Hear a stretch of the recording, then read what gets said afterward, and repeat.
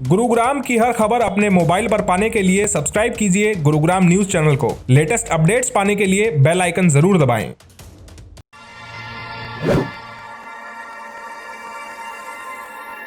नमस्कार, मैं हूं योगेश कुमार और आप देख रहे हैं गुरुग्राम न्यूज़, जहां दिखाई देती है खबरें आपके शहर की।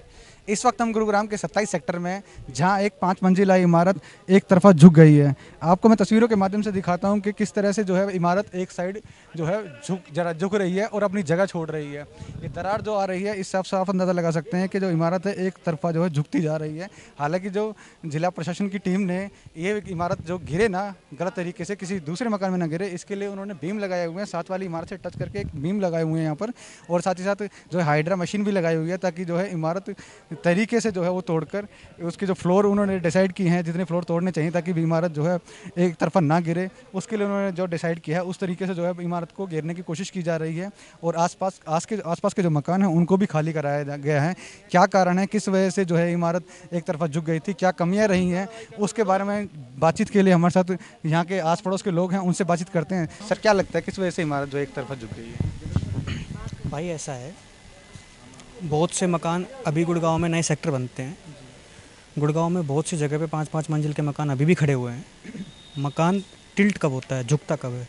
जब कहीं ना कहीं उसके बेसमेंट में बनाते टाइम कोई कमी छोड़ दी गई थी। बारिश हुई है, हर जगह हुई है, यहाँ भी हुई है। मानते हैं कि यहाँ पे बगल वाले प्लाट में खुदाई हुई थी, लेकिन 3 या 4 फुट की खुदाई हुई थी। कितने जगह पे आपके मकान बने पड़े हैं 4-4, 5-5 मंजिल के, जहाँ पे मकान के बगल में ऑलरेडी 3-4 फुट गहरा है जगह। पहली बात तो यहाँ पे 3-4 फुट की खुदाई हुई है, मानते हैं, लेकिन उस खुदाई का इसके झुकने से रिश्ता हो सकता है। मैं ये नहीं कह रहा बिल्कुल नहीं हो सकता है, लेकिन जो ये मालिक है इस मकान का, ये अपनी जिम्मेदारियों से बिल्कुल पीछे हट रहा है। तोड़ने में इसका मन झिझक रहा है, ना ये तोड़ना चाहता है। और इसको जो बगल वाले मकान है, इनके तो मालिकों को भी नहीं जानता है, इस मकान के मालिक को भी नहीं जानता है। इसको ये भी नहीं पता कि इस मकान का मालिक क्या है, जिस मकान ने इसको सपोर्ट दे रखी है। आप और वीडियो दिखा दीजिए। यहाँ के रहने वाले लोगों का कहना यही है कि जो इन्होंने मकान जब बनाया था तो उसकी नींव अच्छी नहीं दी थी। उसकी जो नींव अच्छी अगर भरी होती तो आज ये नौबत नहीं आती। हालांकि जो साथ वाली इमारत से सपोर्ट देकर मकान को रोका गया है और मकान की जो आखिरी मंजिला है उसको तोड़ने की शुरुआत की जा चुकी है, ताकि जो है मकान एक तरफा ना झुके। और आप देख सकते हैं कि जो साथ वाला मकान है, जिसको बीम के सहारे इन्होंने बिल्डिंग को रोका हुआ है, वो उसमें भी जो है दरार आ रही है। कहीं ना कहीं उस बिल्डिंग को भी नुकसान दिखता हुआ नज़र आ रहा है।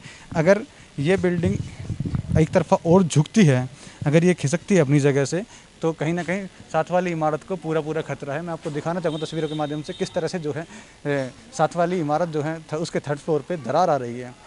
कहीं ना कहीं इस बिल्डिंग के झुकने का असर जो है साथ वाली इमारत पर हो रहा है और उनको भी इस नुकसान का खामियाजा भुगतना पड़ सकता है। मकान किस वजह से झुक रहा है, क्या मटेरियल में कमी रही है, कितना पुराना मकान है, इस बारे में ज़्यादा जानकारी के लिए हमारे साथ जो मकान मालिक हैं वो हैं। सर, क्या लगता है कि किस वजह से जो है मकान अपनी जगह से जगह छोड़ रहा है, एक तरफ झुक रहा है? भाई साहब, मैं आपको बताता हूँ, अराउंड 12-13 अगस्त को इन्होंने गड्ढा खोदा था, पिट ओपन करा, पूरा खोद दिया। और जो उसकी जो एक्सकवेटेड अर्थ होती है, अर्थ मतलब आपका जो पूरा मिट्टी होती है, गड्ढा खोद दिया मेरे खाली वाले प्लॉट पे, उनका ही है, बनाइए मकान, आप बनाइए। उन्होंने गड्ढा खोदा और मिट्टी को दूसरे वाले प्लॉट पे डाल दिया। तो मेरी जो फाउंडेशन है up to 5 feet was exposed, completely expose. The moment I got the information, एक ही दिन लगता है गड्ढा खोदने में, कर दिया। बट उन्होंने पूरा खोद दिया, फेज़ वाइज नहीं करा कॉलम। हमने जैसे ही मुझे इन्फॉर्मेशन मिली, हमने उनको फ़ोन करके इन्फॉर्म करा, क्योंकि they were also resident of Delhi. हमने उनको फ़ोन करके बोला, हमने कहा हमें तुरंत मिलना, ये आपने गलत करी, ये चीज़ पूरा एक्सपोज कर दिया। उन्होंने कहा ठीक है, कल 15 अगस्त है, छुट्टी है, हम 16 को मिलते हैं। हमने 16 को मिले उनसे अर्जेंटली। हमने उनको बोला और ये बोला कि आपने ये जो कर दिया एक्सपोज, ये गलत है, अब इसको जल्दी से भरिए, काम करिए इसको। उन्होंने भरने का टाइम में इतना डिले कर दिया, करा ही नहीं। एक तो पहले मेरी एक्सपोज कर दी फाउंडेशन एक्सपोज करने के बाद में उन्होंने उसको ऐसे ही छोड़ दिया। अगले दिन, एक दिन के बाद में, 1.5 दिन के बाद में बारिश हो गई। रेनी सीजन में उन्हें करना नहीं चाहिए, उन्हें पूछना चाहिए था कम से कम। मानसून सीजन में फाउंडेशन एक्सपोज करना मतलब बिल्डिंग की आपने पैर को एक्सपोज कर दिया, दलदल में फंस गया। कुछ भी है नीचे, मिट्टी अगर आ गई, पानी, यहाँ की soil quality is very weak, आपने पानी नीचे पूरा चला गया, धस सेटल हो गई बिल्डिंग अपनी जगह। इसकी कंप्लेंट जो है, इसकी कंप्लेंट अगले दिन प्रशासन ने की थी। सुनिए, बारिश हुई लगातार 2 दिन। अभी मेरे को था पहले इसको फटाफट से, जैसे ही मुझे इन्फॉर्मेशन मिली वाटर लॉगिंग का हुआ, और उसके बाद मैंने बोला पानी बाहर निकलवाइए, ये क्या हो गया, जल्दी से पानी बाहर। लाइट नहीं है, पानी कैसे बाहर निकलवाएं, मोटर कुछ अरेंजमेंट कुछ नहीं कर रखा था, वो water logging continuously happen because आप गड्ढा खोद के रखेंगे, ठीक है। और बारिश पानी हटवाया नहीं, मेरी बिल्डिंग फाउंडेशन के अंदर पानी चला गया। फाउंडेशन के अंदर किसी भी फाउंडेशन में पानी चला जाएगा, बिल्डिंग कोई भी बिल्डिंग हो गिर जाएगी। भैया इन्होंने पहले से ही अपनी जो बिल्डिंग है पूरा जो नीचे से जो बनाई है मजबूत नहीं बनाई हुई है। सारा इनका पहले से ही उन्होंने जो खुदाई की है नीचे का वो उन्होंने कम करी हुई है। 5 फीट पे होनी चाहिए थी, उन्होंने 2.5-3 फीट पे ही अपनी इमारत खड़ी की हुई है। और जो दीवार होनी चाहिए वो 9 इंची की होनी चाहिए, उसकी जगह इन्होंने 4 इंची की दीवार बनाई हुई है। ऊपर इनका अलाउड 4 मंजिल का होता है, लेकिन इन्होंने 5 मंजिल पूरा बनाया हुआ है, कंस्ट्रक्ट किया हुआ है। वो पहले से जब बन रहा था तभी से इसमें प्रॉब्लम आ रही थी। तो लोग वागों सबने बोला भी था कि ये पहले से ठीक कराओ, लेकिन इन्होंने कोई ध्यान नहीं दिया। इन्होंने अपना बनवाते चले गए। अब जब अभी 5-6 महीने हुए हैं इनका मकान खड़ा हुआ है, और ये जैसे ही 2 बारिश आई हैं उससे उनका मकान पूरा टिल्ट हो गया है।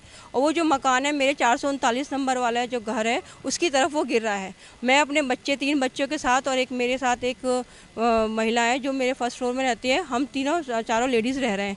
हम लोगों को इतना खतरा है, पुलिस आई है, हमको सबको बाहर निकाल दिया है कि आप घर से निकल जाओ, यहाँ आपका रहने का खतरा है। मेरे बच्चे बीमार हो गए हैं और मेरे बच्चों को मैं फरीदाबाद छोड़ के आई हूँ। छोटा बच्चा मेरा 4 साल का है, उसको मैंने अपने साथ रखा हुआ है। मैं अभी उसके भी खाना पीना हमारा इतना मुश्किल हो रहा है, हम दूसरे के घर में 3 दिन हो गए हम पड़े हैं।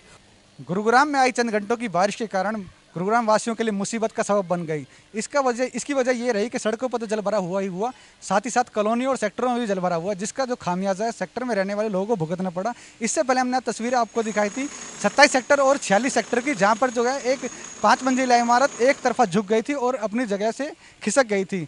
और इस वक्त हम हैं 47 सेक्टर में, जहां एक 3 मंजिला इमारत है जो अपनी जगह से खिसक गई है और जिसके गिरने का खतरा यहां पर मंडरा रहा है। आप देखते हैं कि किस तरह से एक हाइड्रा मशीन लगाकर उस बिल्डिंग को सपोर्ट दिया हुआ है ताकि वो इमारत किसी साथ वाली इमारत पर ना गिरे। और साथ साथ मैं आपको बता दूं कि इसके साथ की लगती जो इमारत है उसको खाली करा दिया गया है ताकि किसी भी तरह का हादसा होने से बचाया जा सके। और आप देखते हैं कि इस इमारत को तोड़ने का काम शुरू हो गया है। जो शुरू के इसके 2 फ्लोर हैं उनको तोड़ा जा चुका है। जल्द से जल्द इस बिल्डिंग को सही तरीके से ढहाया जाएगा ताकि ये बिल्डिंग किसी साथ वाली बिल्डिंग पर ना गिरे और कोई बड़ा हादसा ना हो। क्या कारण है, किस वजह से ये बिल्डिंग एक तरफा झुक गई, क्या कमियां रही थी, इस के बारे में ज़्यादा जानकारी के लिए हमारे साथ जो बिल्डिंग के मालिक हैं उनसे बातचीत करते हैं। सर, क्या कारण है जो नई बिल्डिंग है आपकी एक तरफा झुक गई? 19 और 20 अगस्त की जो रात को बारिश हुई है, भयंकर बारिश थी, उसमें सारा गुरुग्राम डूब गया था। तो यहाँ पे भी पीछे सोसाइटी है, आप देख सकते हैं, इसमें भी इतना पानी था। यहाँ पे रोडों पे भी 2.5 फुट पानी था। वाटर लॉगिंग की प्रॉब्लम की वजह से हमारा मकान उस तरफ से 6 इंच टिल्ट हो गया। इस वजह से सुबह 20 तारीख को सुबह मैं आया, मेरे को यहाँ पे सारी अथॉरिटीज़ मुस्तैद मिली। हुड्डा डिपार्टमेंट से बहुत ज़्यादा सपोर्ट के साथ, पुलिस डिपार्टमेंट के साथ से बहुत सपोर्ट मिला। हमने साथ के साथ काम शुरू कराया इसको डेमोलिश करने का। मेरे को 20 तारीख को सुबह पता लगा, तो मेरे को अजमेर जी ने बुलाया, मेरे को उन्होंने बहुत हेल्प करी मेरी। अजमेर जी बताएंगे। और आपको हुड्डा के अधिकारी हमारे साथ हैं। सर, क्या कारण रहा कि जो बिल्डिंग एक तरफा झुक गई, अपनी जगह से खिसक गई? इसका मेन जो रीज़न है ये वाटर लॉगिंग ही मानिए। जो 2-3 बिल्डिंगें जहाँ झुकी हैं इनमें क्या है कि ये जो बराबर के जो प्लॉट हैं वो खाली हैं और बंदों को ये एहसास नहीं था कि एकदम से इतनी तेज़ बारिश आ जाएगी, ठीक है। तो जिसकी वजह से जो पानी है वो इकट्ठा हो गया और कुछ जगह मटेरियल आगे गिरा हुआ था, वो पानी की निकासी नहीं बनी, जिसकी वजह से जो पानी है वो वाटर लॉगिंग हो गया। पानी सारा इसके फाउंडेशन में चला गया, जिसकी वजह से उसने दलदल पैदा कर दी और नींव को थोड़ा कमज़ोर करने की वजह से बिल्डिंग जो है 5-7 इंच जो है ना टिल्ट होगी एक साइड में। लेकिन जब प्रशासन को पता लग गया तो प्रशासन ने पूरी मुस्तैदी के साथ अपना मोर्चा संभाला और जान माल का कोई नुकसान न हो, तो इस चीज़ के लिए जो है प्रशासन ने हम जो HSV के अधिकारी हैं पूरी टीम उन्होंने गठित कर दी। 2-3 जगह जहाँ पर ये दिक्कत आई है हमारी टीम पूरी मुस्तैदी के साथ उसके ऊपर निगरानी किए हुए है, ताकि जो बराबर वाले मकान हैं वो भी उसी टाइम हमने पुलिस प्रशासन की सहयोग से और हमने अपनी तरफ से उनको खाली करवा दिया भाई, ताकि कल ना कोई ऐसा हादसा न हो जाए। क्यों सीजन जो है ना बारिश का चल रहा है, पता नहीं भाई किस टाइम और बारिश आ जाए। तो उसको सावधानी करते हुए पड़ोसियों ने पूरा कोऑपरेट किया, उन्होंने अपने मकान खाली कर दिए और हम जल्दी से जल्दी उन बिल्डिंगों को जो 5 या 4 मंजिलें हैं उनको हटाने का काम हम दिन रात कोशिश ये है भी जल्दी से जल्दी इस काम को हम निपटा दें, ताकि हम भी सेफ हो जाएं और जो पड़ोसी है जी बिल्डिंग के आसपास वाला वो भी सारे अपने इसको जल्दी से जल्दी अपने सेफ्टी हो जाए। जलभराव के कारण एक ही दिन में 3 बिल्डिंगें जो है झुक गई और गिरने की कगार पर आ गई। क्या लगता है कि जो ये सेक्टर अपडेट हुए थे उसके बाद इनकी जो सीवर लाइन है वो अपडेट होनी बहुत ज़रूरी नहीं है? सर बिल्कुल, ये तो आप देखो काफ़ी टाइम से ये तो प्रॉब्लम पूरे गुड़गांव में आती ही आती है। अगर ये अपडेट हो जाए सारे जो सीवरेज सिस्टम है, जब एक बार बारिश आती है तो बारिश आने की वजह से निकासी प्रॉपर न होने की वजह से ये बार बार दिक्कत आ रही है। तो अगर ये चीज़ प्रशासन ठीक है, हम करेंगे, कोशिश जारी भी है उसकी तरफ से। अगर ये समाधान हो जाए तो फिर आगे तो फ्यूचर में ऐसी दिक्कत आएगी नहीं, ये तो बहुत ज़रूरी है। के अधिकारियों का मानना यही है कि जो 47 सेक्टर वाली बिल्डिंग एक तरफा झुकी उसका मेन कारण जो है वो जलभराव ही था। जलभराव होने के कारण जो है 7 वाले प्लॉट में पानी रिसता रहा और जो कि 7 जो बनी हुई इमारत है उसकी नींव को खोखला करता चला गया, जिसका परिणाम ये हुआ कि बिल्डिंग एक तरफ झुक गई और अपनी जगह छोड़ती चली गई।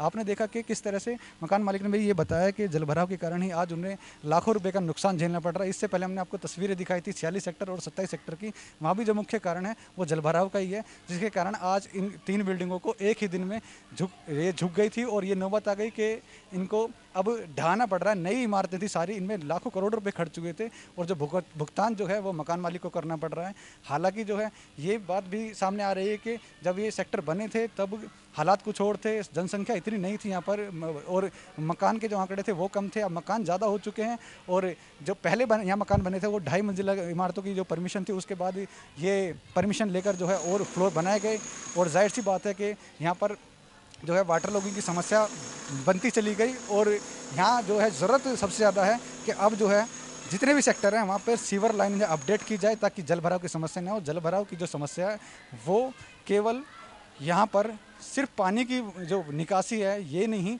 ये मुसीबत नहीं थी, साथ ही साथ ये मुसीबत थी कि अब मकानों को किस तरह से सुरक्षित रखा जाए। जो गुड़गांव में मकान हैं वो सारी इमारतें अब जो लड़खड़ाती नज़र आ रही हैं। देखना हो कि आखिर प्रशासन इस पर कब तक गौर फरमाता है और कब इस बात को जो है सीरियस लेता है, कब इस पर विचार करता है कि जल्द से जल्द इन मुसीबतों से निजात मिल सके। कैमरामैन मोनू के साथ योगेश कुमार, गुरुग्राम न्यूज़।